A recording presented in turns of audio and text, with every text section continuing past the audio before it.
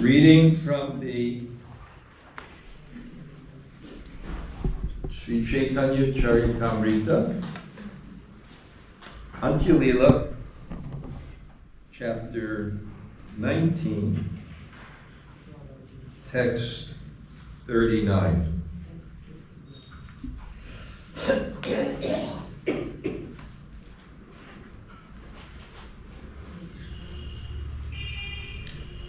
Even though I'm going to finish chapter 20, but there's a reason why I'm chanting this verse.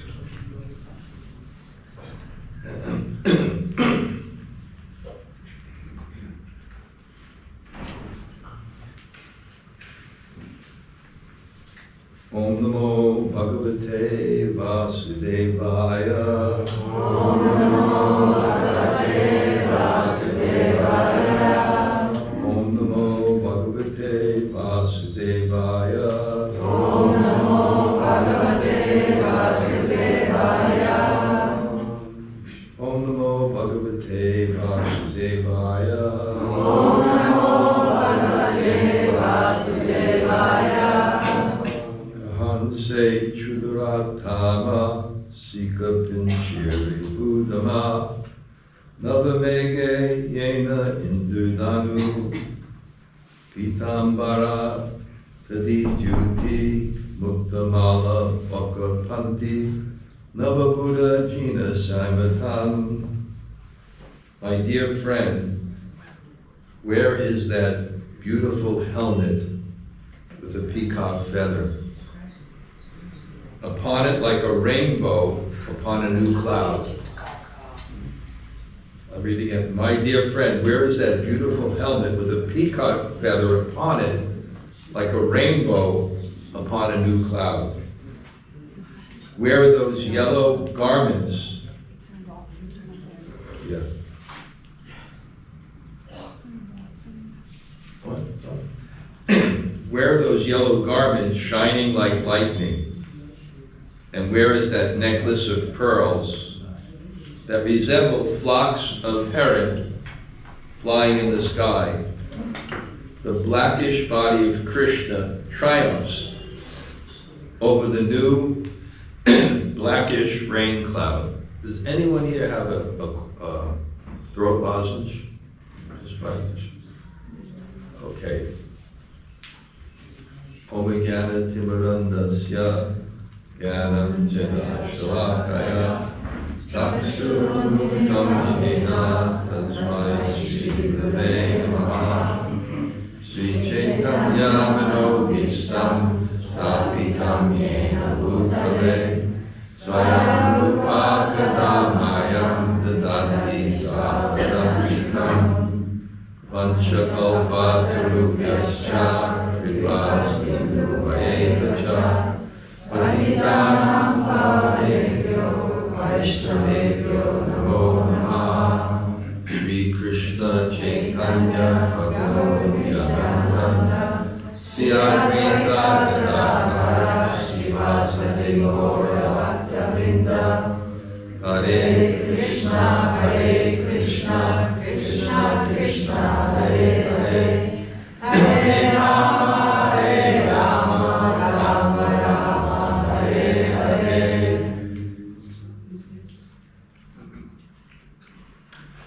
So, I have a lot to cover, and I have to be very, very careful.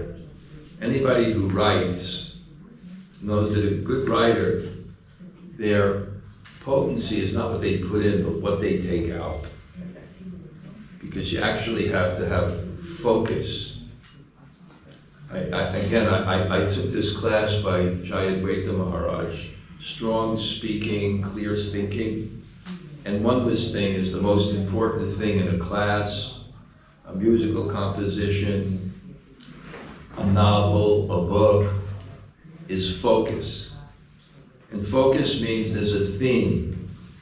And the theme is that one point that connects every other point, even though apparently unrelated.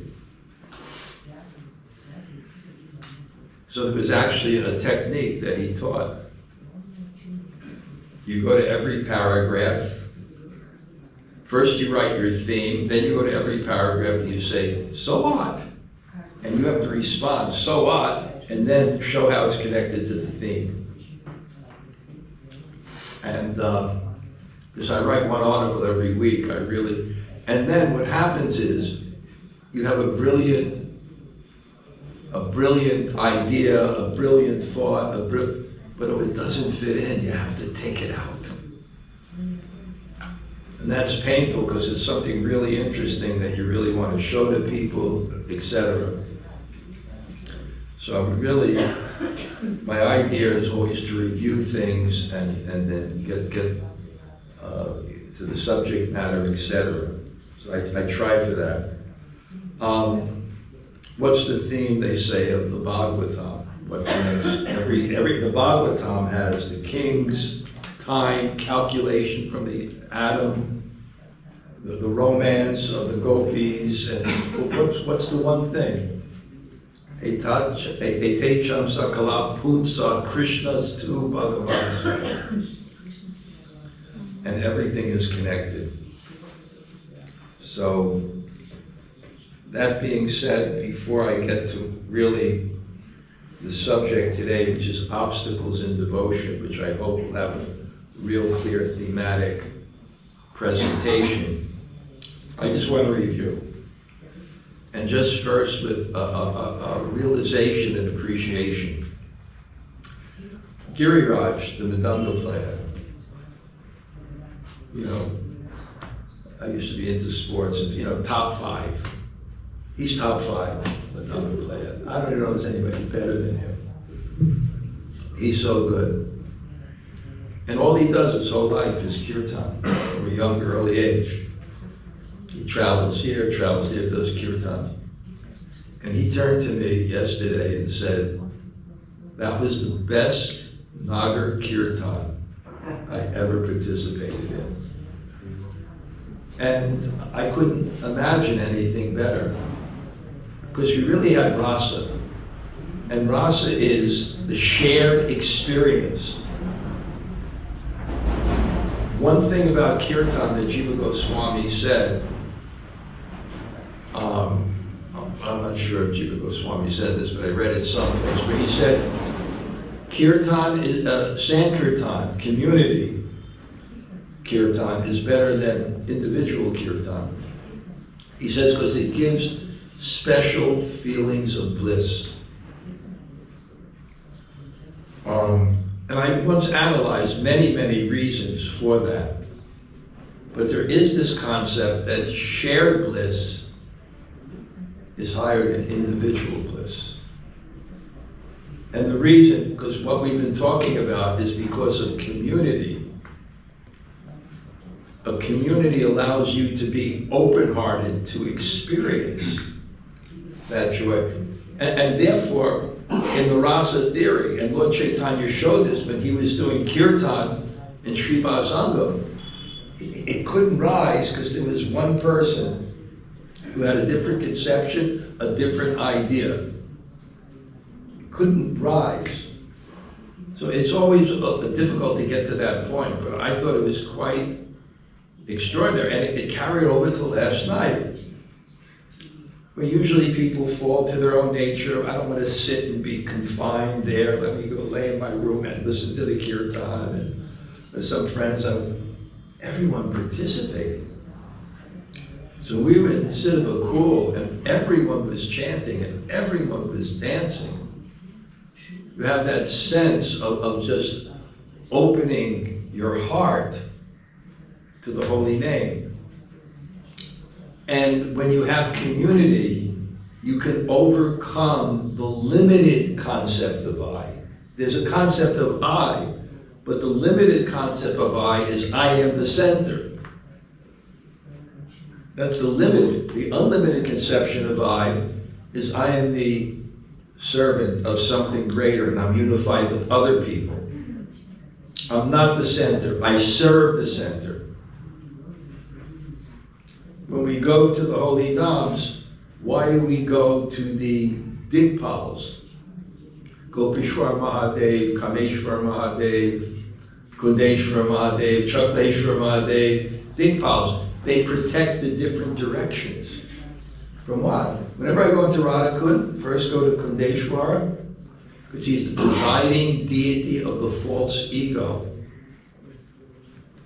And false ego makes that limited concept of I, that I'm in the center. And if you think you're the center, you can never see or feel who is. And the Priyojana Tattva is not an understanding, it's a feeling. We have Sambandha Gyan, an understanding of reality. We have Abhideya Gyan, a process of realizing it. And then we have Priyojana. What's Priyojana? It's Priti, it's love. Our Priyojana is feeling the absolute truth. And what to speak when there's unity, the pleasure of Krishna. He blesses. Srinvata Swa Katha Krishna Punya Shravana Kirtana. He blesses, he comes in the heart. Anyway, you see, this is where I'm afraid I'm going to lose my focus, because this point is so interesting. I just want to, well, just one more point.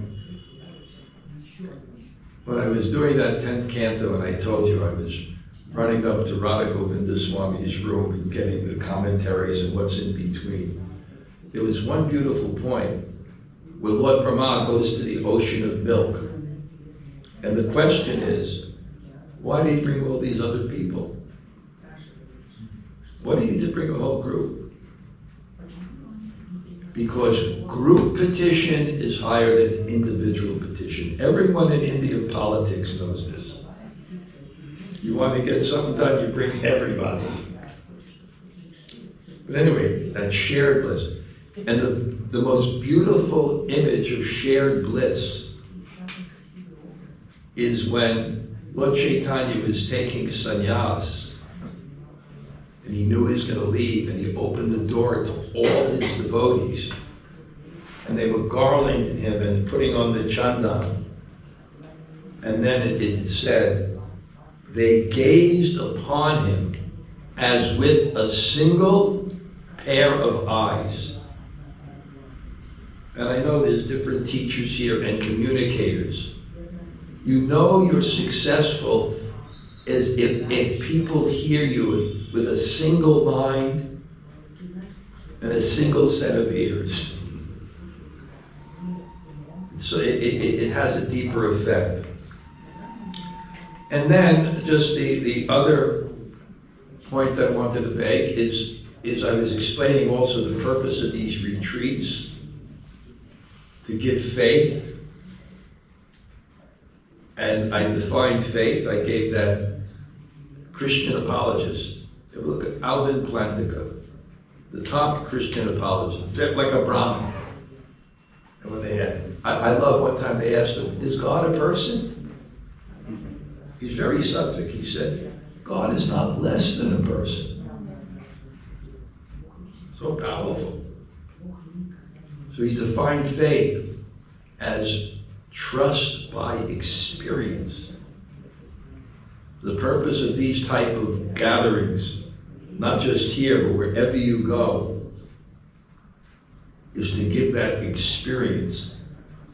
Because if you do not renew that experience, hopefully every day,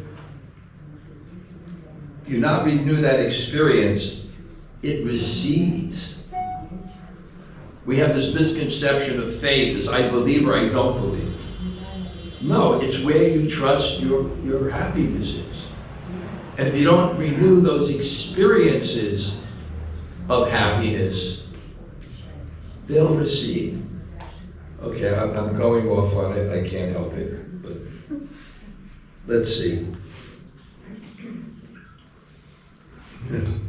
This is C.S. Lewis, a fantastic Christian intellectual.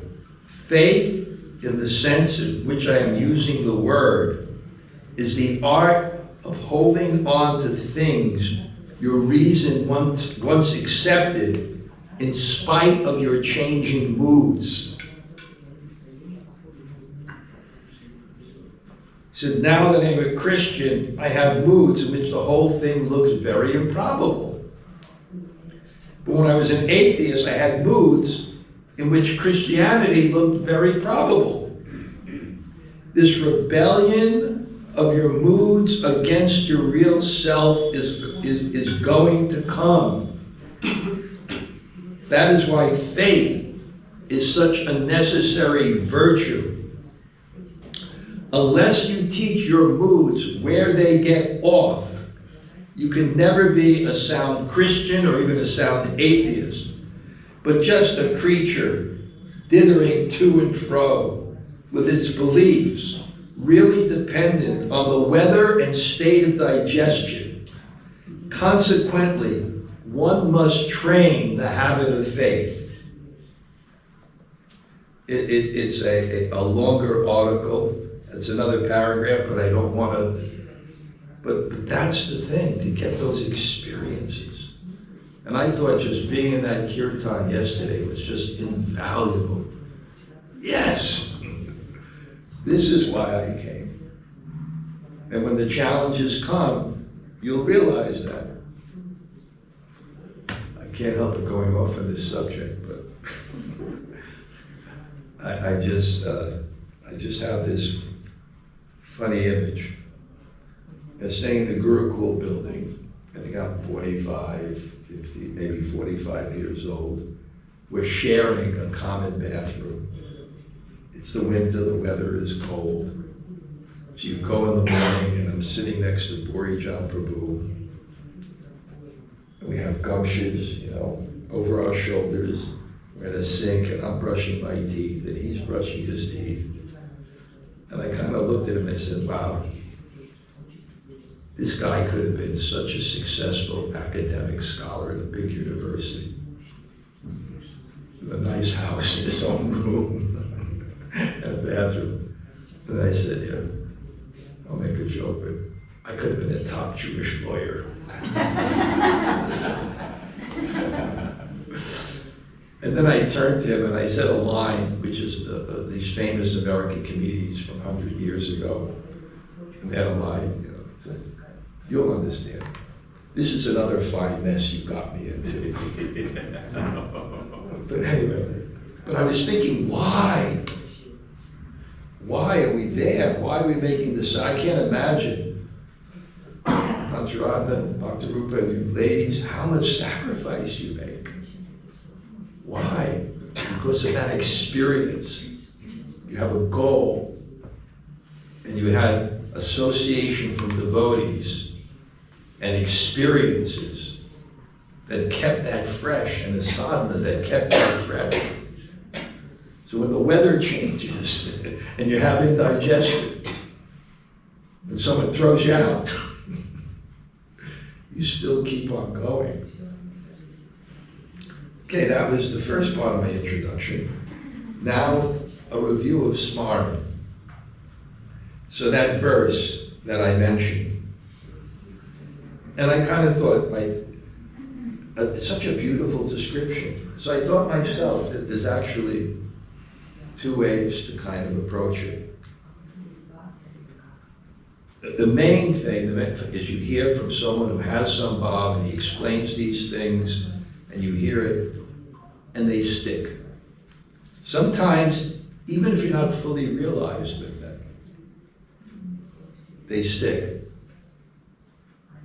They stick. There's a famous story in the Gaudiya Math that there was one devotee in the case of Gaudiya Math named Narahari, and he was considered the mother of the Gaudiya Math. He would take care of everybody like a mother. And then one day he got deathly sick. He got deathly ill. And he couldn't hold anything down. It just kept on coming out, coming out.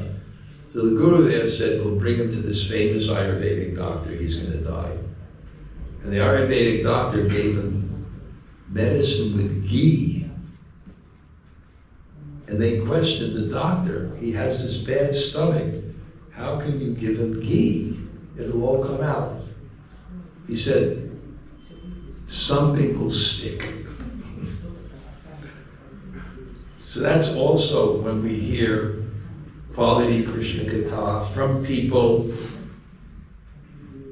Madhavananda Prabhu, Hari Parshad's classes, a little deep, we repeat, it sticks. Now here's so I gave a description, so this Krishna Katha smarm with me, maybe you stop and visualize that. A beautiful helmet with a peacock feather upon it, like a rainbow upon a new cloud. Yellow garment, shining like lightning. And where is the necklace of pearls that resemble a flock of white birds in the sky, and that blackish body of Krishna, which is better than a newish blackish cloud. So I thought in terms of smart, I thought of this, and I talked about japa meditation and trying to find things that just keep the, as I said, the anutvam, the tiny mind, which is ekatvam, can only meditate on one thing. So meditation, how do you keep it on the object of meditation? Intellectually you can, this is important. You can invoke your particular moods, the heart. But one thing I did was a little bit of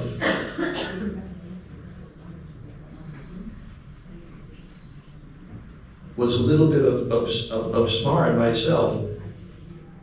In my altar, I have this big, beautiful picture of Radha and Krishna. And I started looking at the picture and then closing my eyes and memorizing all the details. And then, when I would chant Krishna's name, a little, like that sadhu told me, should we think of Krishna's pastimes while chanting? No. It will be namaparad, inattentive chanting, but you can try a little. So I tried a little. But I think the test when you do that is whether it makes your focus on the name more attentive or not. Because there's that relationship. It becomes very inspirational to you. And that was, we read the bhajan of Lord Chaitanya, Rasa Gita Shloka Ashvadana. They weren't a distraction. They gave more faith, more sambandha, more connection to the holy name. Because you understand the qualities, the form, the pastimes, and the beauty of the person whose name you're chanting. And then you focus on the name. So that was and let me test your smart. Let me test your smart. Can anybody remember? We were so enthralled by the class of Hari Prasad Prabhu, Parshad Prabhu. Can anybody remember? It definitely affected us. I can see, anybody remember? And can summarize without looking at notes, any of the verses? Yes. Anybody? Who? No. Patra? Yeah. Well, the one that brought us laughter. Yeah. Where Mother Yashoda has arranged a festival. And Shri Radha is there. And she's thinking, no one is at home.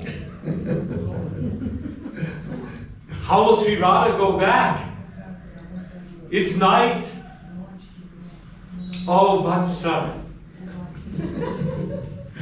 You can take Radha home. And if you also feel a little nervous coming back at night alone, you can stay there. Good. Very good. Yes. Bhavananda, which verse? the verse from... Loudly. I just want to make one comment. I had a realization yesterday. I always try to, how in Naimisharanya did they give Bhagavatam to 10,000 people? Because with their good karma, they had voices like Pancharatma. So you really have to speak loud about another. The verse from Vidagdhamata really struck me, and how Srimati Radharani, she's praying that better that I die, because I'm a chaste woman. And how is it that I'm in love with 3 different men? There's this, Chitra Devi made this picture of this beautiful blue boy, and sometimes he winks at me. And then there's this person named Krishna I'm in love with, the second one. And the third one is some boy who plays the flute. And yeah, Siddheshwari, yes. Yeah, I remember the vow of Krishna. Yeah. The vow of kissing 1 million helpless ladies a day. Okay, well, my point is, this is Madhavananda Prabhu's point. You hear Krishna Katha, and it sticks in. Those who don't remember anything, you should practice Smaran. You should take a verse and revise it and memorize it. Because it really is. You can see when they're saying this, we're laughing. We're appreciating. So that's so good. And I love the Vishwanath Chakravarti Thakur's desire to have 1 million bodies at the same time, not one after each other. And the point that Hariprasad Prabhu said, it's so difficult to have one body at one time, what to speak of having 1 million bodies at the same time, but the desire of hearing and chanting and remembering. Machita matkata prana bodhiyantas parasparam. This is what a Vaishnava society is. Machita matkata prana. My heart, machita, matkata, my goal, prana, my food, my life, is Krishna. Bodhiyantas parasparam, and we enlighten one another. This is so sweet, Sabyasachi, right? Where people share their realizations, and we review, and we think of that. Now, I don't even know if I really, I don't know, the mind of God, I think I spoke on that, but a little review on that.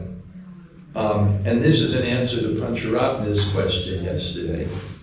Well, I don't know Sanskrit. You're chanting those verses, and we almost lost you in the last song because the meanings were going so deep into your heart. Well, I'm just an ordinary guy from Connecticut. You know? But what I thought in answer to that question is this is why Prabhupada in his purports had the transliteration and the word for word. And you'll be surprised, we have a disadvantage. It's not just that we're old, and I'll tell you the disadvantage. What do you call a person who speaks 2 languages? 3 languages?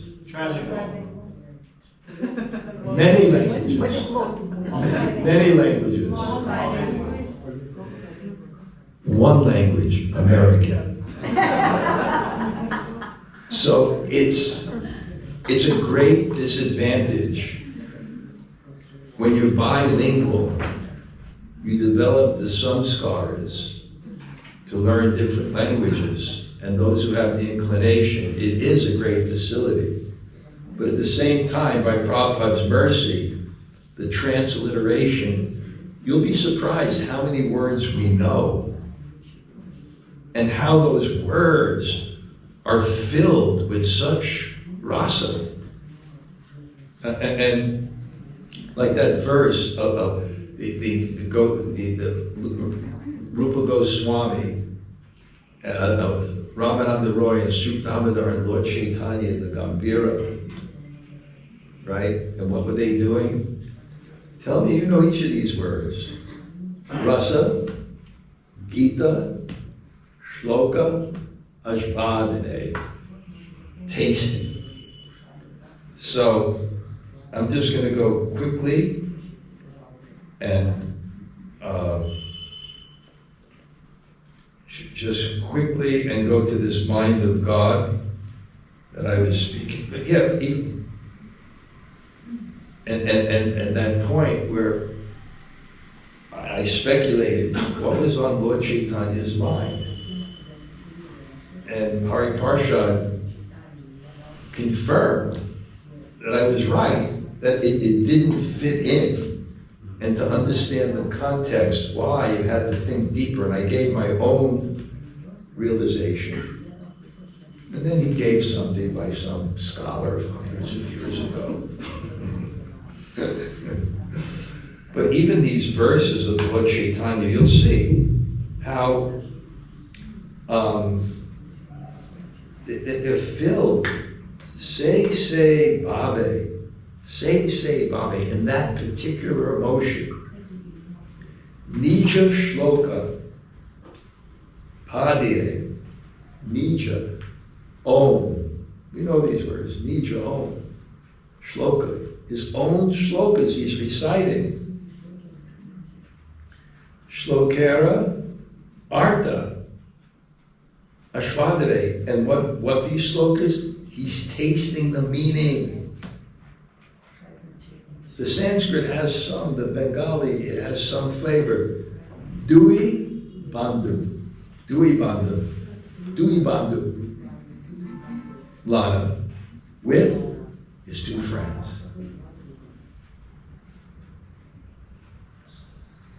And Kona Dine, sometimes Kone Bade. In some emotions, Shloke, Pata, reciting those emotions. Say Sloka, he takes those verses, Ashvadate, he tastes those verses, Ratri, Jagana. Ratri, Jagana, awake at night. So they have some flavor. And then the verse, which was a little puzzling because which is Harshe Prabhu Kahena. Harshe in happiness. We know Hasya, Harshe Prabhu, Lord Kahena. He says, Suna, listen, Sarup Ram Roy, listen, both of you. Nam Sankirtan. Kalo, Kali Yuga, Parama, the supreme, Upaya, the supreme thing that brings us up.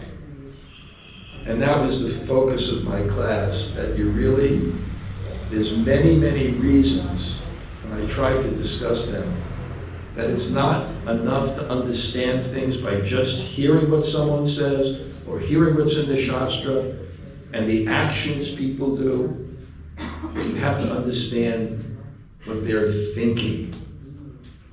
Because the actions, what they mean, is based on what the person's intention was. And I gave the example of Lloyd Bazaar and someone going there and the shopkeeper saying, Harimo Prabhu. You understood his mind. I want your money. But you have to understand Lord Chaitanya's mind. When he's depressed, when he's in anxiety, when he's in jubilation, all these different emotions. Nana Bhava, all kinds of emotions, Ute, awoken. Prabhura of Lord Chaitanya, Harsha, jubilation, Shoka, distress, Rosha, anger, Dainya, humility, anxiety, grief. That you have to understand. If you don't understand the mind, all these emotions seem, they seem to be born of passion and ignorance. Romantic feelings and depressed feelings. But you have to understand the mind to understand it. And that's explained right in the first verse. It says, prema udbhava, they're coming from ecstatic emotions. And we should have faith in this, and we should hear this.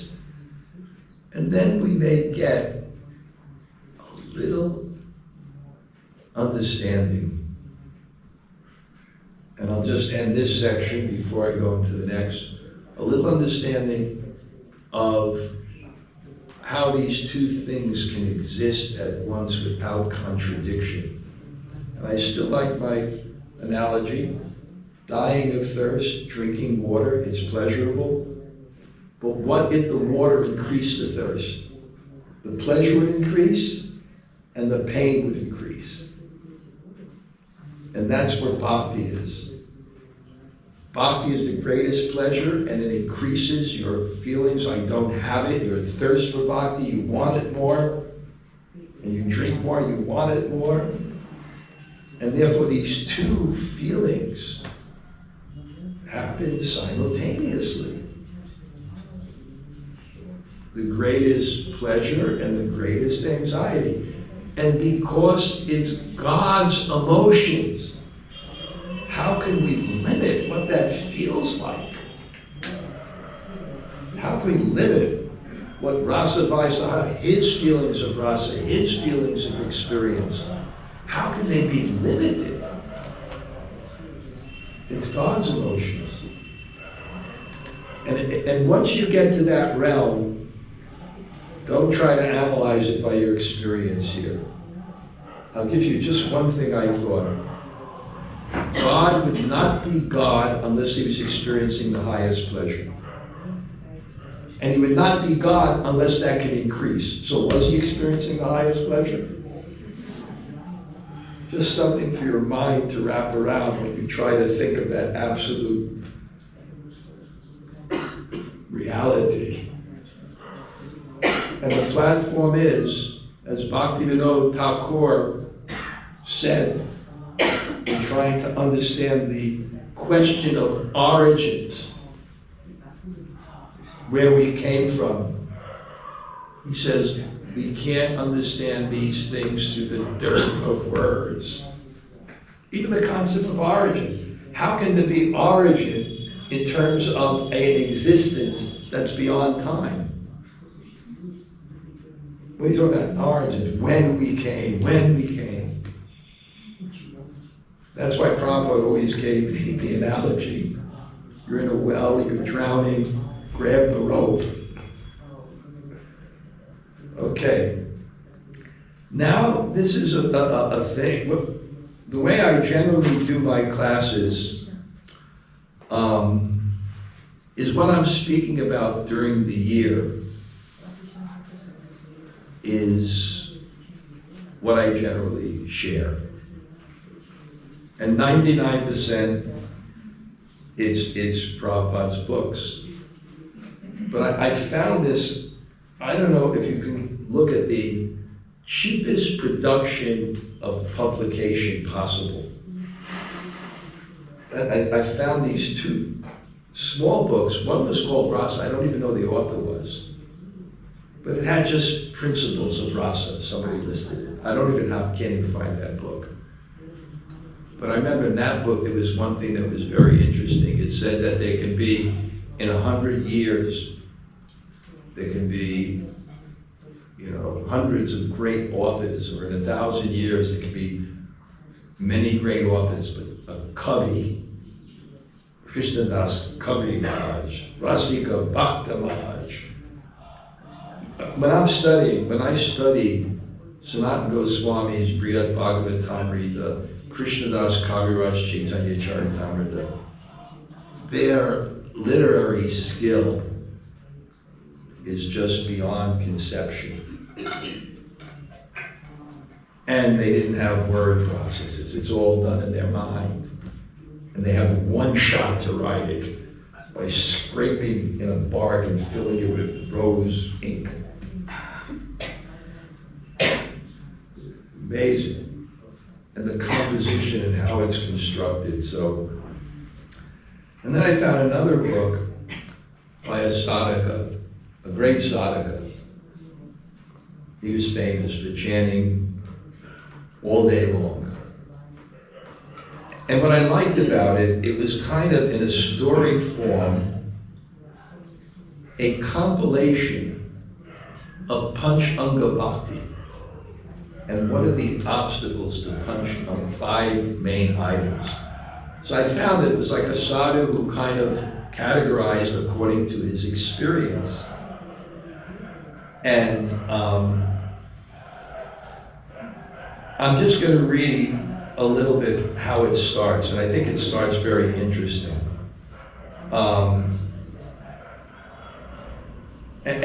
you'll identify with the dilemma that he sets up, and you'll be interested in it. And I can see I won't exactly finish today, but I have another day, and we'll first part will be on this, and then taking the retreat home. So let me just.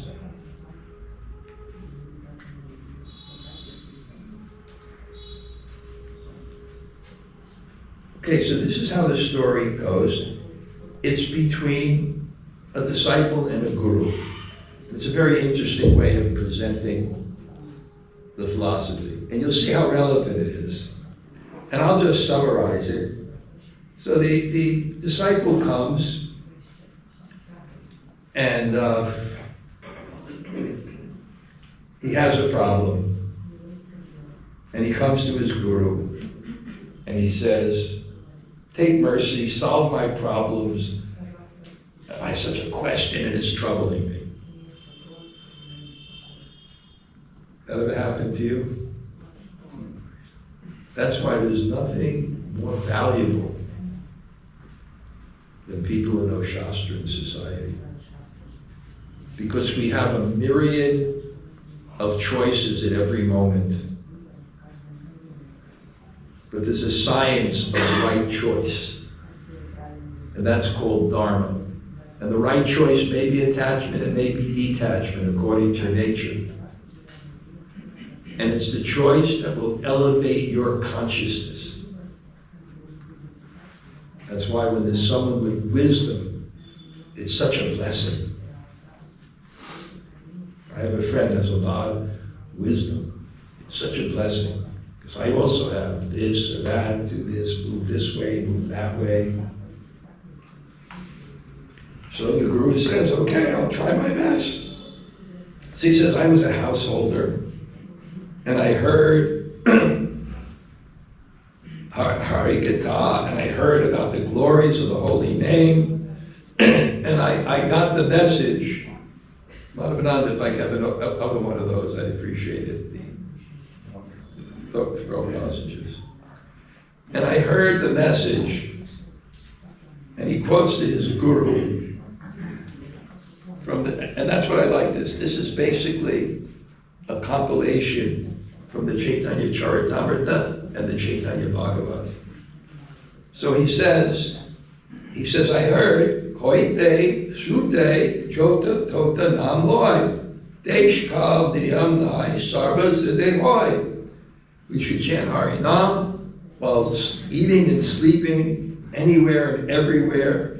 We may chant anywhere at any time and reach the supreme goal. So he says, with this I came to Vrindavan. And I've been chanting continuously, and I've been trying my best. But I have to make it, I have to admit something. I haven't made the slightest progress. Not only have I lost this eagerness, but my enthusiasm for chanting has gone down. I do not feel happy anymore chanting Hare Krishna. Okay, I'm still chanting, but it's mechanical. I'm not relishing it.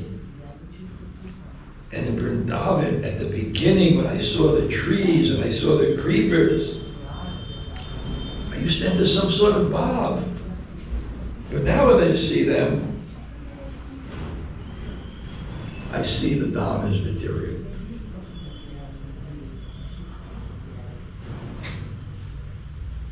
So anyway, as long as I'm losing my faith, Lord's mercy, help me.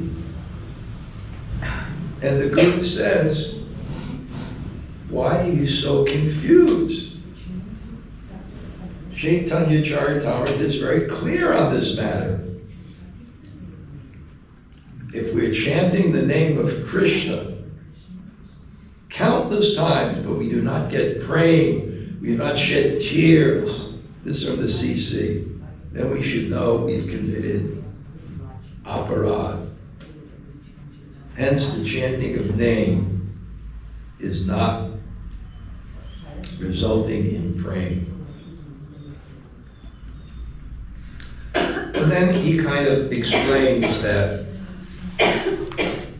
your taste in Krishna consciousness, at least initially, is based on the aparads you've collected in many earlier lifetimes.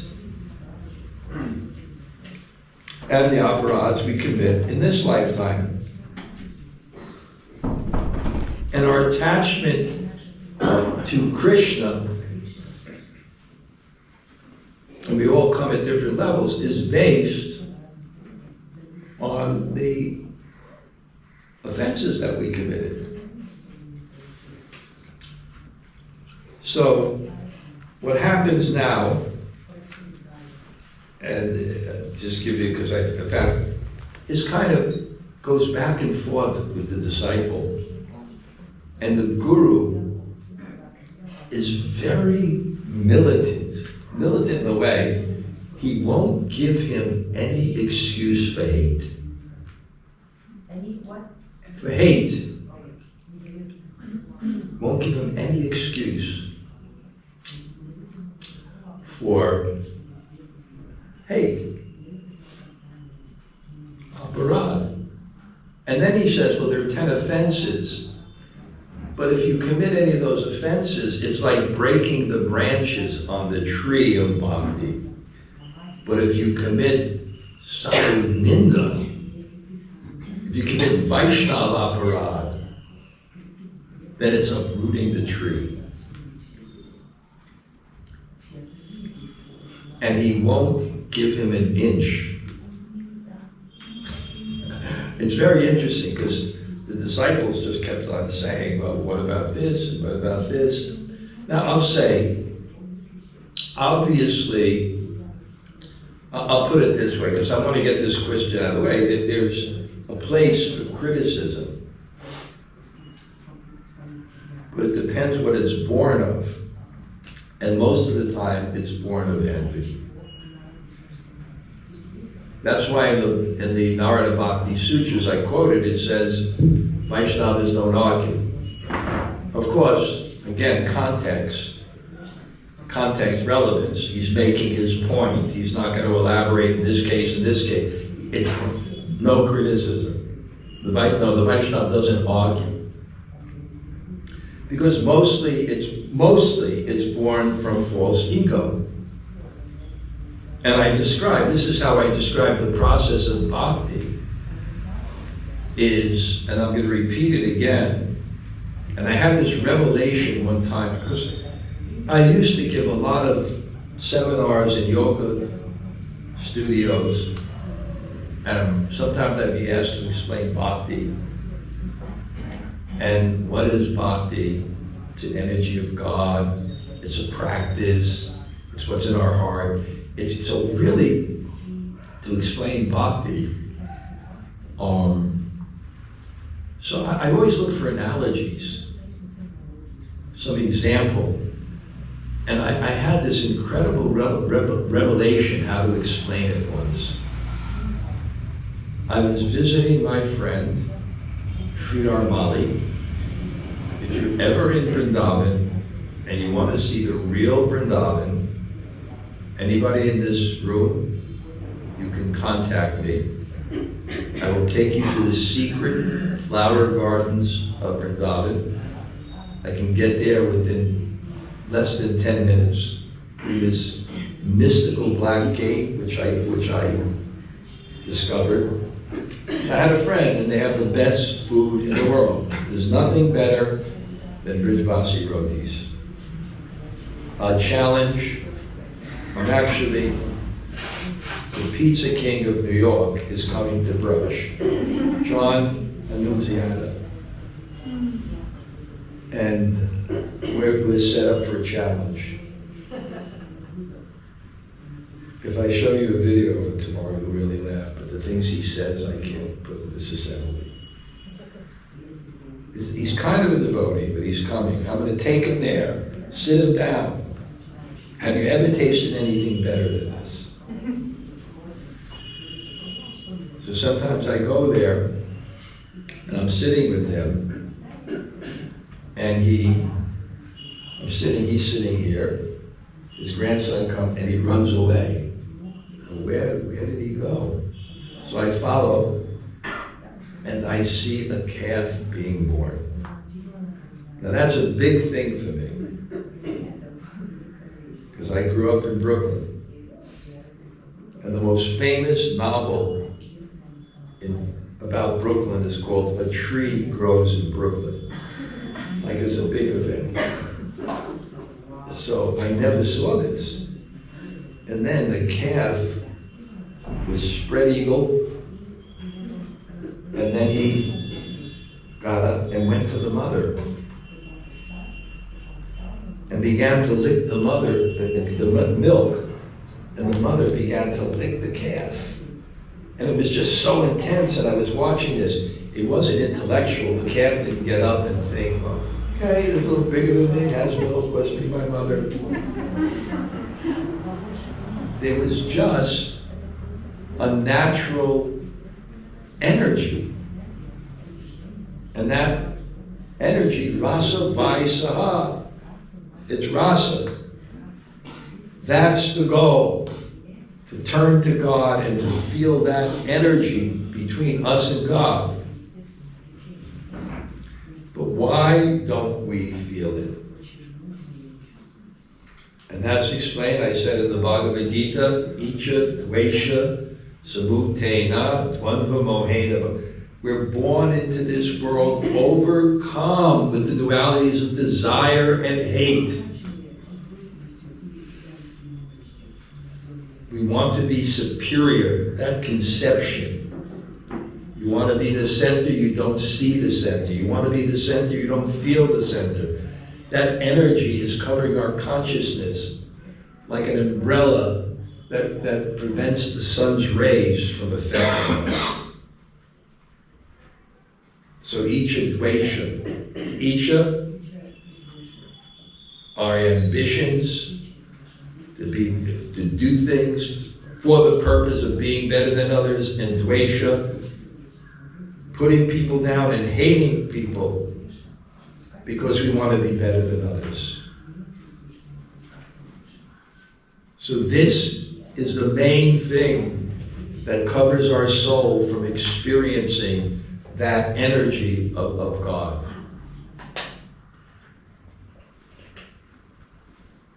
That's the main thing. And therefore, in the Yoga Sutras, when it mentions the yamas, the first one is ahimsa, or non-violence.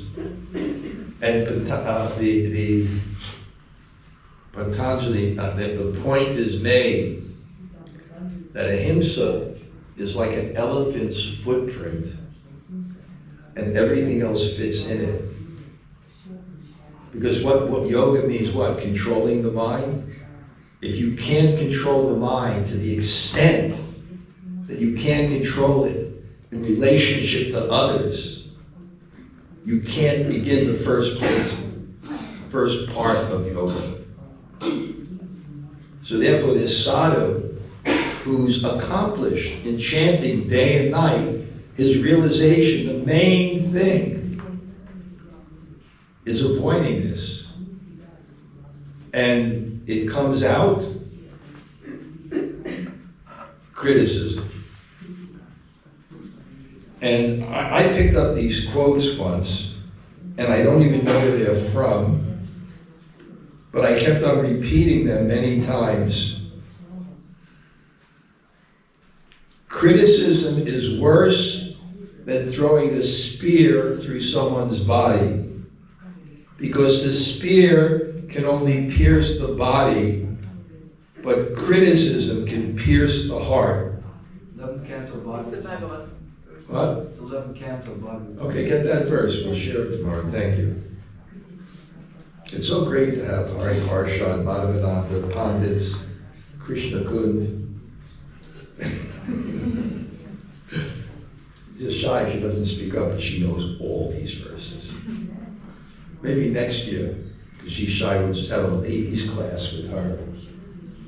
She's terrified now that I said it. Criticism is worse than envy. Envy is when it is in the heart. Criticism is when it comes out.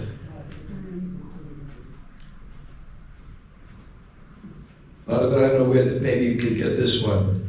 The poison of that which you criticize comes to you. We made a whole article about that in Bindu called "Critics Take the Karma." There's a bunch of verses. You know, I have some of my books here, so anybody wants to take one, you just leave a donation. I have one on Japa. I have some translations of these two books in Russian, but I'm not a marketer, and kirtan. And we have to give the information of Madhavananda's, Prabhu's, Bindu, articles, all these things are there. You know, it's a challenge. But here's one of the conclusions of this book.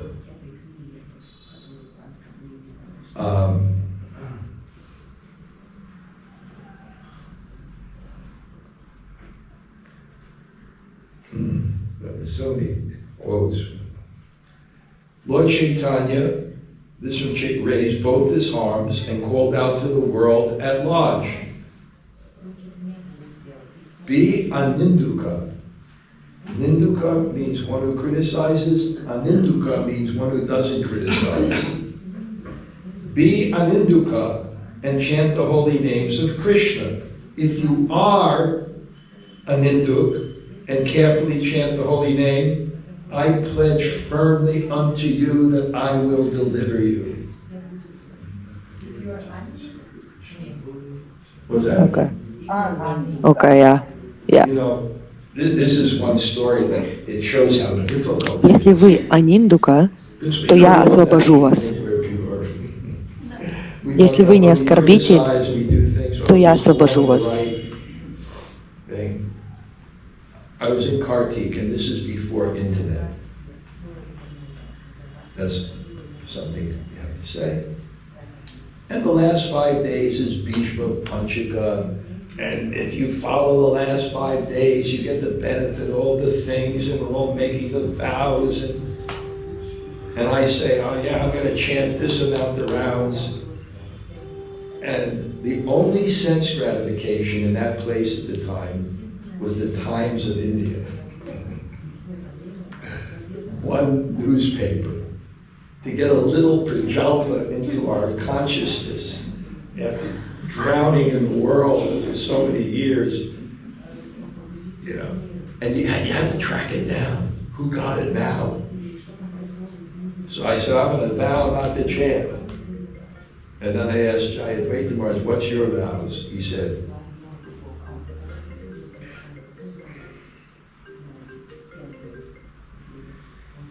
he said, what's your vow? He said, no newspapers. And I went, Bhishma, Bhishma. And then we asked Purijan Prabhu, what's your vow? He says, my vow is, for the last 5 days of Kartik, I will not criticize anybody. And if I criticize someone, I'll do the Indian mudra that I did a bad thing. You want to see it? You got to open your ears and bite your tongue. So I say, yeah, I'll do that. When you make that vow, you realize how much your samskara of pleasure is there to this and this, and there's so many challenges when you're in a community.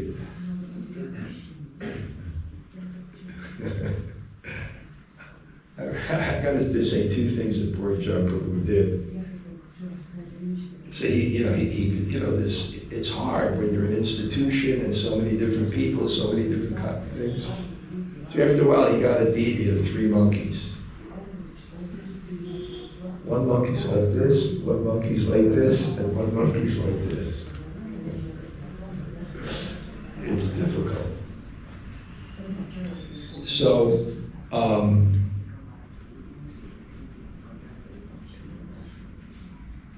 and this is from Chaitanya Bhagavat. Even if an assembly, a society, an institution follow all the rules of Dharma, yet it indulges in Vaishnav Ninda, it will perish. I know, again, there's reasons sometimes you have to speak up. I'm saying this is context relevant, this is another side. But my experiences, personally, is most of the time we criticize, it's born of the false ego and not the soul.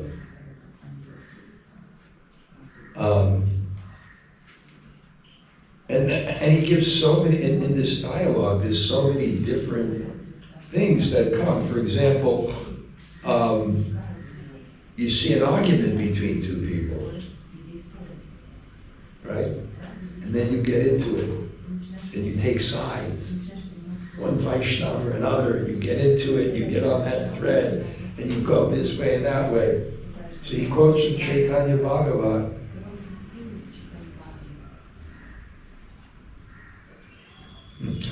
whoever discriminates between Vaishnavas may rest in peace, for it will take him a long time to realize the truth.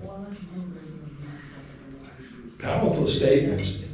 If you see the dialogue, then he gets on his case because he says, okay, now you're a Babaji, right? He said, but what if I'm a sannyasi and there are householders, how you know?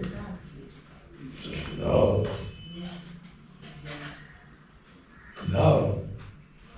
All Vaishnavas are eternally pure. Okay, this is another thing.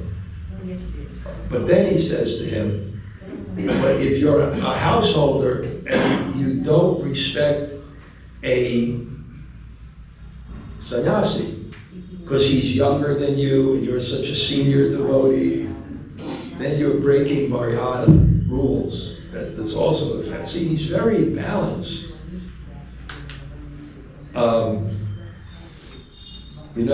There's so much more I can say, but I'm just going to end with one section that I thought was really good. All the items of devotional service are him, and then he has one.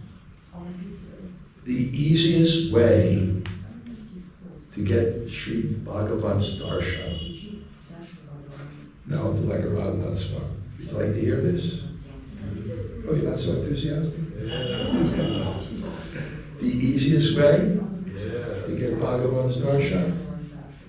The easiest way to get Bhagavan's darshan is to cry like a baby. However, if our heart is not agitated like that, we'll not be able to cry. Our heart becomes agitated when we realize we're missing something. We have to realize that We're not missing things that are temporary and destructible. They cannot give us pleasure. On the other hand, we have to feel that Sri Govinda is our only dear one. I have no one but Govinda. Govinda belongs to me and I belong to Govinda. Unless and until we feel this strongly, we will not realize what we are missing. Who wants to get him? We cry. Now you can look what the sadhu is. We cry when we lose 5 rupees. That's his example. That reminds me when I had this festival. I still have it. I had this festival so many years, Panihati Festival. At one time it was the biggest festival on the East Coast. And I asked Jagannath Puri to give the class on Raghunath Das Goswami. So he wanted to give an example of opulence. Some of you in America will appreciate this. Jagannath Puri's example of opulence was like a sweater in Walmart.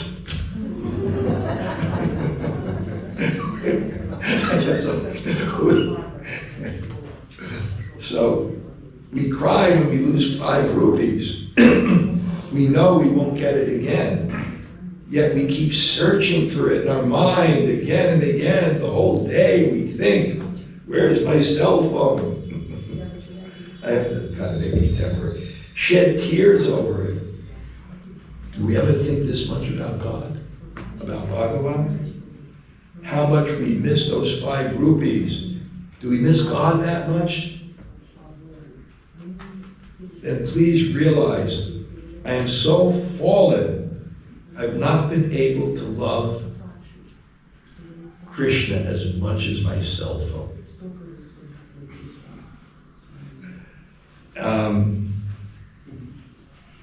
And it goes on and on in different ways like that.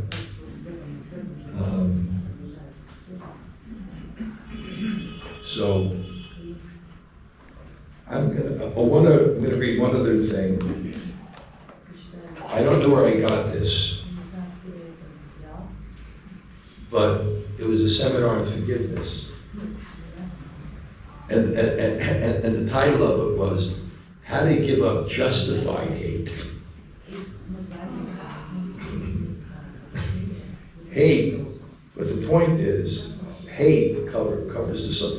He even goes into things in this. It's if someone if someone does something bad for you, he also goes, well, okay, it's still going to cover your soul. I'll go into that more. But this is a quote I found. Now remember, Cheto Darpana Marjan, yoga is to make the heart clean. And when your heart is really clean, you can see God, you can see yourself. And this is our mind now. Our attachments, our ambitions. He did this to me, she did this to me, the institution did this. And this is our lens here.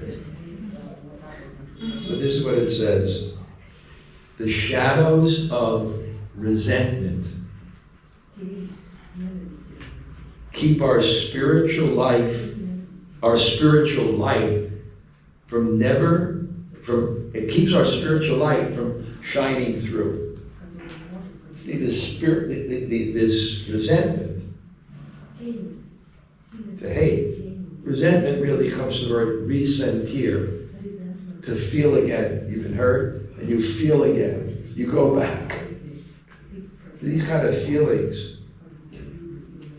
The shadows of resentment, or we can say hate, keep our spiritual life from shining through, never allowing us to experience who we really are. So, interesting. Now,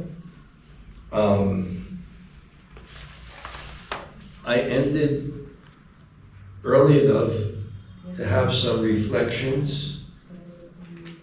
Anybody remember something in the class that struck you as kind of important, and I will take it out of the class?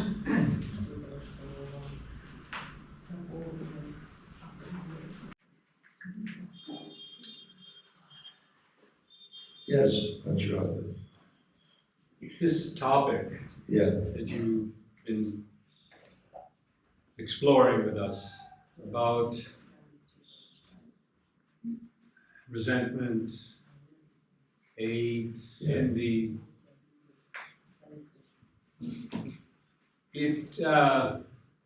we're always challenged with the question of, there's some things we need to avoid also. There's certain kinds of associations, there's certain kinds of situations. Like you said, there's ahimsa, but then there's yama, and then there's niyama. There's things you have to do, but there's things you have to. So there seems that there's things that we do have to resent, but just it's not really hate, but it's sort of no.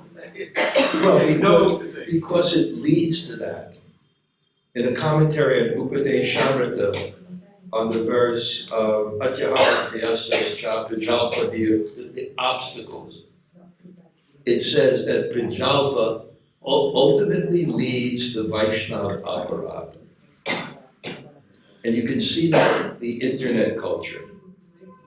It inevitably leads to that. And I wanted to mention something here. One of the points he makes too, which is really interesting, is that if someone comes to you and criticizes a Vaishnava, and you don't say anything, it's like you're signing the petition. And that's also Vaishnava aparadha. I know it's subtle, I know we're managing, I know we're teachers, I know we're parents, I know we have to sometimes make discriminations, see something, but the basic idea, and I love Sabyasachi's point that he made when I was with him in Varsana, this instrument of the heart for emotions, right? So if you live your life with the hate and this and that, the criticism, the internet threads and all this, then that same heart is not a proper instrument for love for Krishna. So it's just a fun, and the fact that this is a sadhaka that was known for chanting, all day long,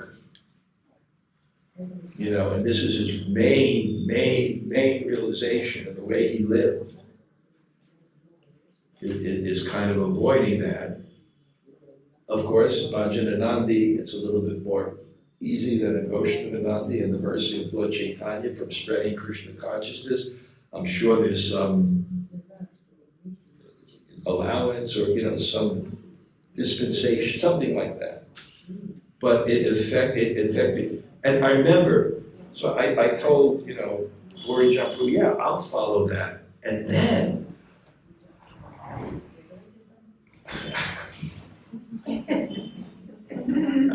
I just went, my God, how that's so much part of our enjoyment. To feel better, to find someone. And now, what happens is, and I heard a psychologist say this, he said the three triads of evil: narcissists, sociopaths, Machiavellians. He said what these people do in the modern age, he made a point. He said reputation is the greatest commodity to move in the world. And it's usually developed by confidence and character over a long period of time.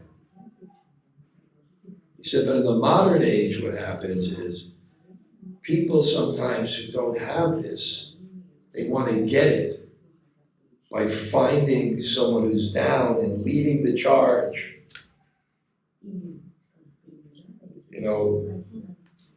Now I have reputation because I'm criticizing someone and I'm leading the charge against that.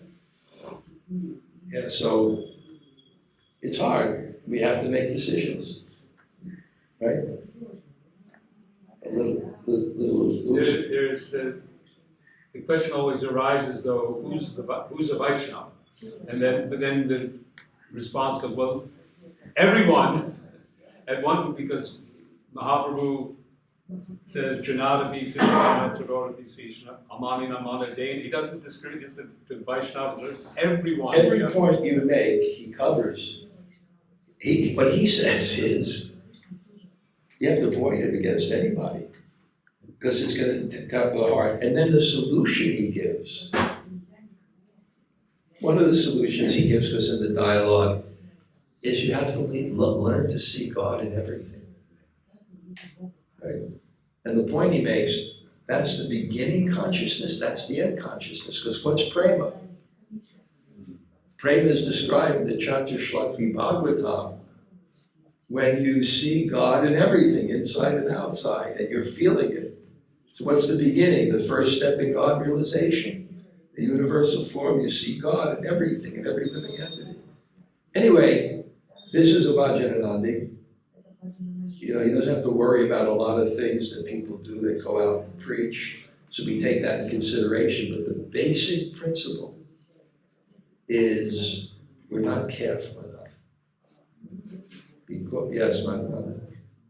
I was just reflecting on what you were saying about fault finding. Yeah. And in the seventh canto of the Bhagavatam, in his Bhagavad-Deepika commentary, Sri Swami gives a very simple definition of what ninda is. He says, Nindanam dosha kirtanam. Our acharyas all quote that ninda, criticism, means dosha kirtanam, to speak about someone's faults. Now, then at this point, someone may say, as you were saying, we have to distinguish, and even sometimes when we have to protect certain people, and some people feel like, well, I have to go out and I have to do jihad against all the bogus people who are there. But in the Kava Purana, Vyasadeva, when he speaks about the 10 offenses of the holy name, he says, Asharidam, the Mukhe Prashindati is Chopadesha, Shiva Nama Parad. That is Nama Parad, to give instructions to people who don't have faith in us. My Gurus used to say that that's the business of the Guru. But there's so many people today, maybe they don't want to be God, but they want to be Guru. And they want to chastise everyone and instruct everyone, which is the business of Guru. It's Guru whom we have faith in. Thank you. It's good to, I can see, to end with discussion. I can give you examples when criticism is necessary, also, sometimes, but I wanted to stress this point, because I think this is more my challenge, and I think it's all of our challenge. And I think we're intelligent enough to understand the principle and to see where it's properly applied. Now, yes? I just would like to say that as a reflection, Yeah. that I really like your point, realization, when the cup was born, Yeah. and how you realize that the relationship is so natural as an energy, Yeah. and not something. It's really something to think about, right? Because it's not an intellectual thing.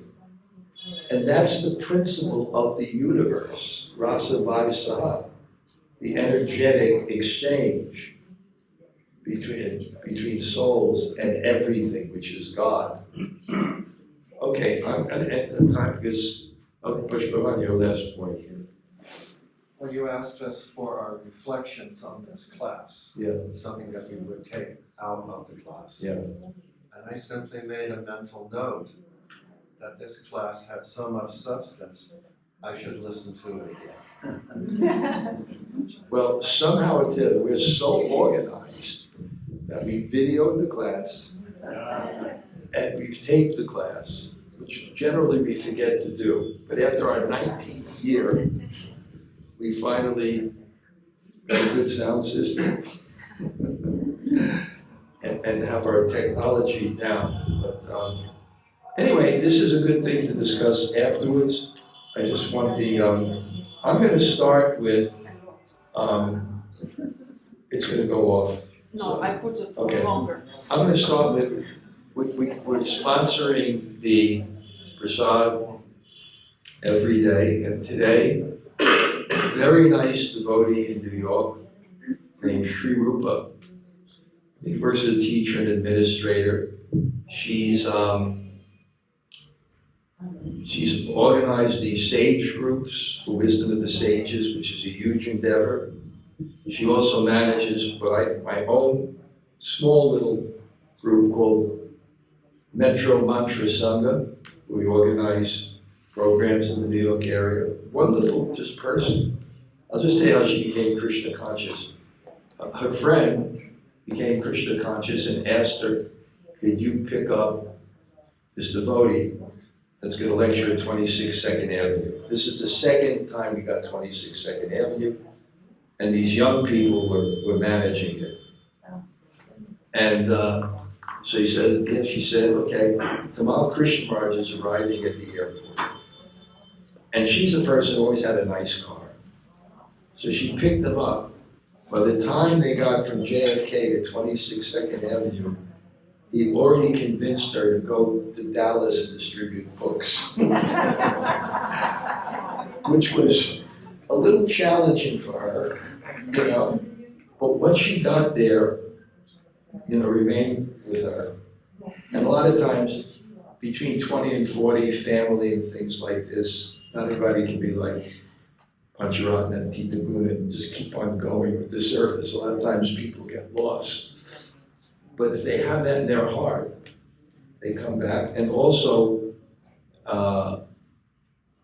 Brajalamana is a wonderful Vaishnava. And all I can say is, I've never seen someone, disciple of Ranjan Swami, with such Guru Nishta. It was phenomenal. And she passed away. And someone also sponsored some of the prasad, the Malpura for her. So let's bless these devotees. Let me just get the name quickly of Sri Rupa's mother. Also a devotee named Seva Priya, a very nice Vaishnavi. She also, immediately when she found out that Sri Rupa, her friend's mother, passed away, she immediately also donated something.